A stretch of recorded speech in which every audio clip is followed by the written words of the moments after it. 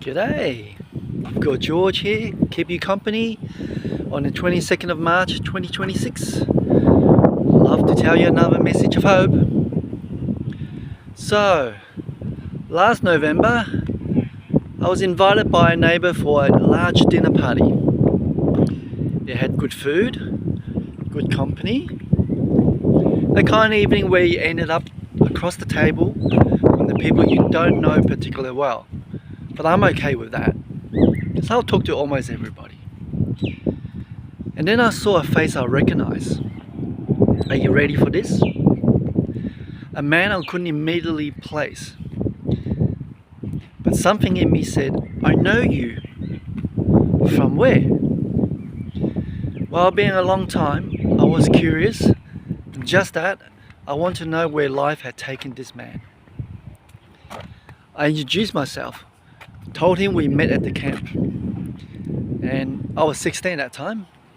It was 1 year older, and the camp was a Chinese youth organization who organized it, and that's the last I remember of that. I met many people in that time. He looked at me for a moment, then he told me he'd become a pastor and that he'd been making missionary trips to China.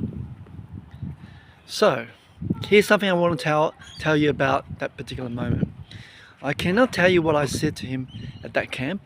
I don't remember. Remember, I was 16 years old and I was talking to him about God the way a 16-year-old does. Right?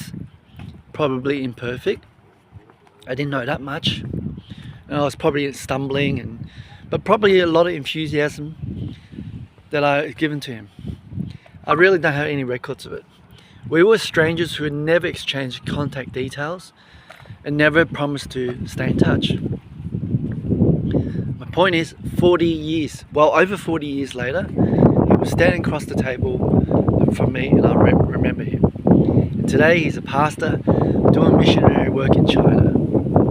How's that? You just don't know what God has planned for all of us. Now let me tell you about someone very different. Different circumstance. So it's a different scale, but the same truth underneath. Now you might remember Angus T Jones. He played Jake Harper on 2.5 Men. I'll be frank, I've never watched it, maybe only 5 minutes. That show didn't really appeal to me. So, Jake, 10 years alongside Charlie Sheen and John Cryer. At the height of the show, he was reportedly earning somewhere around $350,000 per episode. $350,000, folks. That's more than ever my lifetime, times 10 probably, or 20 per episode again. But however, in 2012, when he was 19 years old, he posted a video online. What he said stopped a lot of people cold, I'm sure. And I quote, if you watch 2.5 Men, please stop watching 2.5 Men. He called the show filth. Said he was on it and didn't want to be on it. He walked away from the salary, the fame, something most people would have clung to with both hands, right? Oh, $350,000, just one episode. It'll make my life. Let's see. He later softened some of his remarks out of respect for the people he worked alongside for years, people he called family. And that's worth noting, okay? So he's trying to be fair. He wasn't trying to burn anything down, but the core of what he said in that video, a young man looking at $350,000 per episode and saying, this is not what I'm here for. I don't think he wanted that back.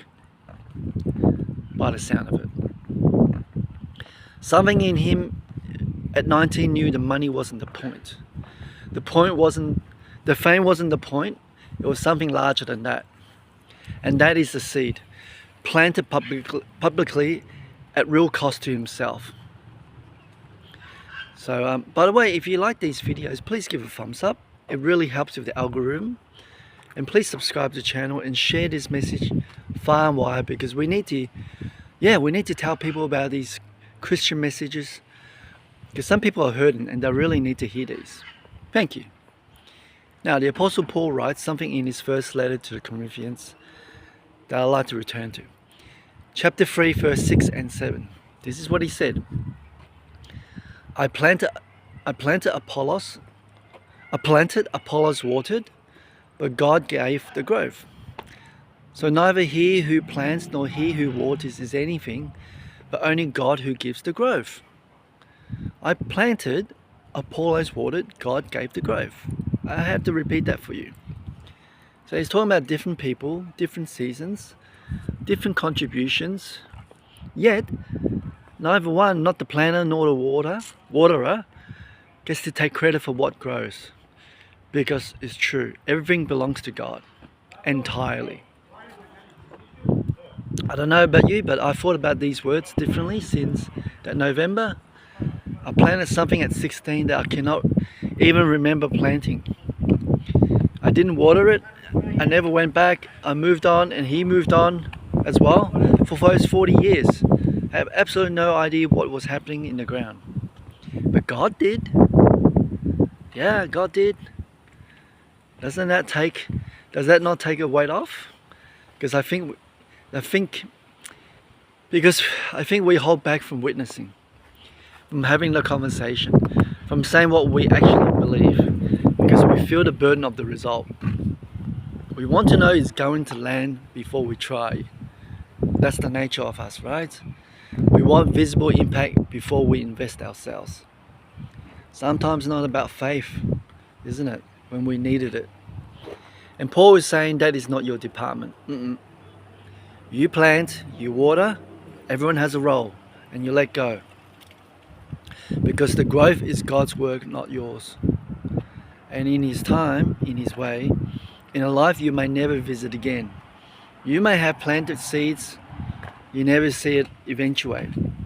But that doesn't matter, you still got to do it. So the man was growing for 40 years in rooms I've never entered. Yeah. And see, here's what I want to say about stewardship. Because this is not only a conversation about sharing your faith, for it is, it's a conversation about everything God has placed in your hands. Listen, stewardship is not just what you do with your money, it's what you do with your time, your voice, your relationships, your presence. And one of the most significant ways we steward those things is by supporting the work of the kingdom. Now, the camp that someone organized, 2 teenagers attended in their youth. And the ministry that reaches people at 6 in the morning when they're sitting alone with their coffee and with their doubts. The conversation you had last Tuesday that you've already half forgotten. When you give money to support a ministry, you have no idea whose life is changed by what that ministry produces. You just don't. And when you show up, when you say yes to the invitation instead of finding a polite reason to say no, sometimes you have a good reason, of course, I understand. Sometimes you have no idea what God does with your presence. Again, you plant, you water, you give. That's the picture I want to plant in your head. Pun to pun. And then you release it. So I said, Angus Jones stood in front of the camera at 19 and told millions of people that what looked like everything from the outside wasn't enough.